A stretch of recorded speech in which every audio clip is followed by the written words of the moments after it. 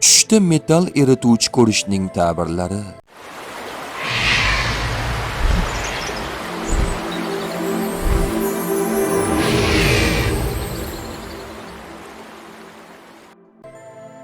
Qolipga quyuvchi, metall erituvchi, haq va botil orasida ajratuvchi va nazoratchi kishini anglatadi. Shuningdek, kiyimlarni tozalovchilarga dalolat qiladi. Tushdagi sabboq mol-mulkini harjlaydigan, sirni saqlamaydigan va va'dasida turmaydigan kishiga dalolat qiladi. Yomon narsadan yaxshini chiqarib oladigan munaqqiq yoki haq va botil orasini ajratib beradigan hokimga dalolat qiladi. Sabboq kasb hunariga berilib ketgan kishiga, tushlarning ta'birchilariga va kiyimlarni tozalovchilarga dalolat qiladi.